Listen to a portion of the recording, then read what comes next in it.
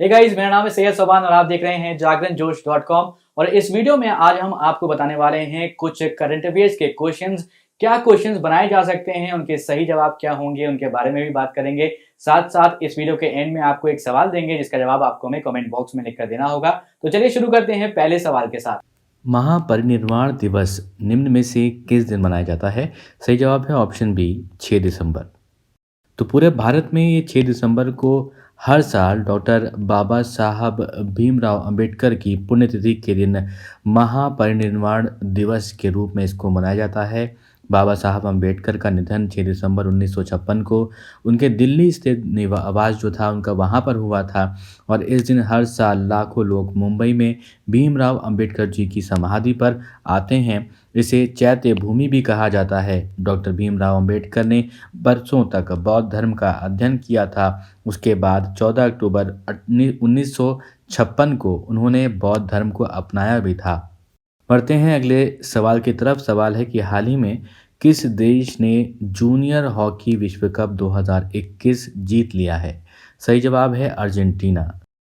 दोस्तों, आपको बता दें कि अर्जेंटीना ने हाल ही में जूनियर हॉकी विश्व कप 2021 को अपने नाम कर लिया है। अर्जेंटीना ने भुवनेश्वर के कलिंगा स्टेडियम में खेले गए फाइनल मैच में जर्मनी को 4-2 से शिकस्त दी थी। तो अर्जेंटीना का ये दूसरा विश्व कप खिताब है। इससे पहले टीम साल 2005 में भी ये खिताब जीत चुकी है। जर्मनी 6 बार की चैंपियन रह चुकी है। ये जूनियर हॉकी विश्व कप के बारे में हम बात कर रहे हैं। अब बढ़ते हैं अगले सवाल पर, लेकिन उससे पहले एक इन्फॉर्मेशन। हमारी वेबसाइट जागरणजोश.com पर अगर आप करंट अफेयर्स पढ़ना चाहते हैं तो आपको अपने ब्राउजर में टाइप करना है www.jagranjosh.com, जिसके बाद आपको हमारी वेबसाइट का होम पेज नजर आएगा। इसके बाद आपको करंट अफेयर्स के टैब पर जाना है। ड्रॉप डाउन में आपको मंथ वाइज करंट अफेयर्स मिल जाएंगे, जहां आप मंथ के हिसाब से करंट अफेयर्स पढ़ सकते हैं। जब आप करंट अफेयर्स टैब पर क्लिक करेंगे तो आपको कुछ इस तरह से पेज नजर आएगा। अगर आप कैटेगरी वाइज करंट अफेयर्स पढ़ना चाहते हैं तो आप अपनी पसंद के हिसाब से कोई भी कैटेगरी चूज कर सकते हैं, जिसमें latest, national, international, sports, technology और इकोनॉमी जैसी कैटेगरीज मौजूद हैं। अगला सवाल, केंद्र सरकार ने किस राज्य में रूस के सहयोग से 5 लाख AK-203 असॉल्ट राइफल के निर्माण का जो मंजूरी है वो प्रदान किया है? और सही जवाब है ऑप्शन डी उत्तर प्रदेश। तो आपको बता दें कि अमेठी के कोरबा में रूस के सहयोग से 300 मीटर तक लक्ष्य भेदने में सक्षम 5 लाख AK-203 असॉल्ट राइफल्स का निर्माण किया जाएगा।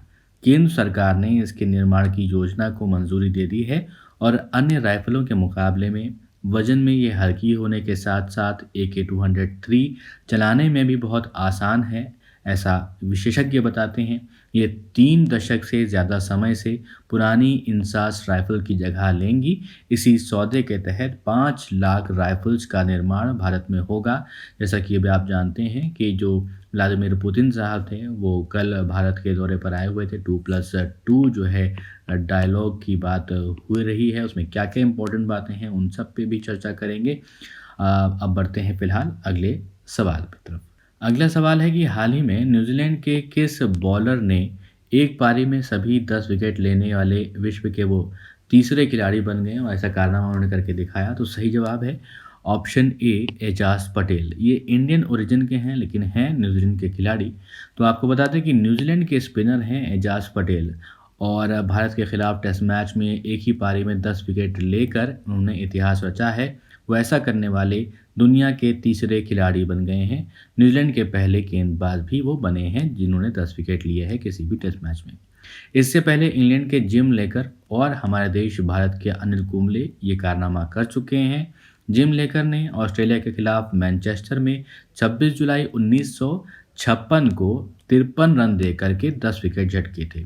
इसके बाद फिर अगर हम अनिल कुंबले की बात करें तो 4 फरवरी 1999 को अनिल कुंबले ने 74 रन देकर दिल्ली के फिरोज शाह कोटला, जो कि अब अरुण जेटली स्टेडियम के नाम से जाना जाता है, वहाँ पर पूरी पाकिस्तान टीम को अकेले समेट दिया था और 10 विकेट अपने नाम किए थे। तो ये 3 ही खिलाड़ी हैं अभी तक जिन्होंने ये कारनामा कर दिखाया है, जिसमें से भारत के तो अनिल कुंबले हैं ही, लेकिन जो ये एजाज़ पटेल हैं वो भारत में जन्मे ज़रूर हैं, लेकिन वो न्यूज़ीलैंड उनका परिवार शिफ्ट हो गया था वहाँ पे। उसके बाद वो न्यूज़ीलैंड क्रिकेट टीम में उन्होंने अपनी जगह बनाई और न्यूज़ीलैंड की तरफ से वो खेलते हैं। तो उन्होंने भी ये कारनामा कर दिखाया है। तो एक तरह से कह सकते हैं भारत के 2 खिलाड़ी, लेकिन जो दूसरे खिलाड़ी हैं एजाज़ पटेल, वो जो है न्यूज़ीलैंड के हो चुके हैं। वहाँ पर अब न्यूज़ीलैंड की उनके पास सिटीज़नशिप है, न्यूज़ीलैंड की टीम की तरफ से खेलते हैं। भले ही वो भारत में जन्मे ज़रूर हों, मुंबई में जन्मे थे वो, लेकिन बहुत छोटी उम्र में ही वो न्यूज़ीलैंड को चले गए थे अपने परिवार की तरफ से।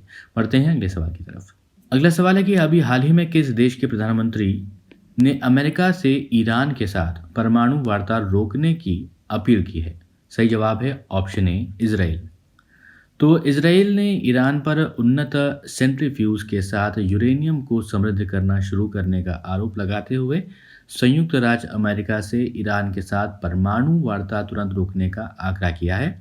बेनेट के कार्यालय द्वारा जारी एक बयान के अनुसार हाल ही में इजराइल के जो प्रधानमंत्री हैं नफ्ताली बेनेट और अमेरिकी विदेश मंत्री एंटनी ब्लिंकन के बीच फ़ोन पर बातचीत के दौरान ये अपील की गई थी। और अमेरिका विदेश मंत्री एंटनी ब्लिंकन के साथ टेलीफोन पर बातचीत में इजराइल के प्रधानमंत्री ने अंतर्राष्ट्रीय परमाणु ऊर्जा एजेंसी की एक नई रिपोर्ट का हवाला दिया है, जिसके मुताबिक ईरान ने भूमिगत फोर्डो सुविधा में 166 उन्नत IR-6 सेंट्रीफ्यूज के साथ 20% शुद्धता तक यूरेनियम को समृद्ध करना शुरू कर दिया है। बढ़ते हैं अगले सवाल पर। अगला सवाल, भारत के हवाई अड्डों में किस वर्ष से फेस रिकॉग्निशन स्कैनिंग शुरू हो जाएगी? सही जवाब ऑप्शन सी, वर्ष 2022। तो आपको यहाँ पर बता दें कि भारत के हवाई यात्री जो है साल 2022 से अपने बोर्डिंग पास के रूप में फेस स्कैन का उपयोग कर सकते हैं। भारत में ये सुविधा शुरू करने वाला पहला हवाई अड्डा कोलकाता, पुणे, वाराणसी और विजयवाड़ा है। इस परियोजना को भारत सरकार की डिजी यात्रा नीति के एक हिस्से के रूप में लागू किया जाना है। ये नीति नागरिक उड्डयन मंत्रालय द्वारा लागू की जा रही है और इसके तहत मंत्रालय का लक्ष्य हवाई अड्डों पर यात्रियों की बायोमेट्रिक आधारित डिजिटल प्रोसेसिंग उपलब्ध कराना है और ये यात्रियों को सुरक्षा स्कैनर के माध्यम से तेज़ी से चलने में भी मदद करेगी और यह अतिरेक को दूर करता है और संसाधन उपयोग को बढ़ाता भी है। अगला सवाल, वर्ल्ड सॉइल डे निम्न में से किस दिन मनाया जाता है? सही जवाब 5 दिसंबर।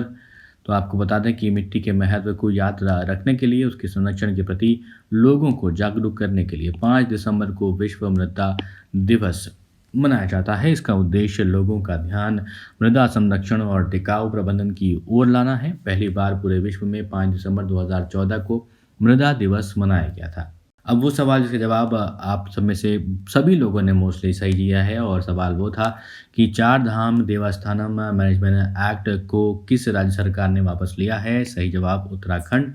तो उत्तराखंड सरकार ने हाल ही में 4 धाम देवस्थानम प्रबंधन अधिनियम को वापस ले लिया है। विश्व हिंदू परिषद और प्रमुख तीर्थ स्थलों के पुजारियों और अन्य हितधारकों के विरोध के कारण अधिनियम को वापस ले लिया गया है और 4 धाम तीर्थ प्रबंधन अधिनियम 2019 में उत्तराखंड राज्य विधानसभा द्वारा कानून बनाया गया था। अब इसको वापस ले लिया गया है। अगला सवाल जिसका जवाब आपको हमें कमेंट बॉक्स में लिखकर बताना है। सवाल, भारत और किस देश के बीच हाल ही में एक्यूवेरिन अभ्यास जो है एक्सरसाइज जो है एक्यूवेरिन इसका नाम है और इसको आयोजित किया गया है? तो सही जवाब आप कमेंट बॉक्स में बताइए। ऑप्शन है नेपाल, मालदीव, बांग्लादेश या चीन।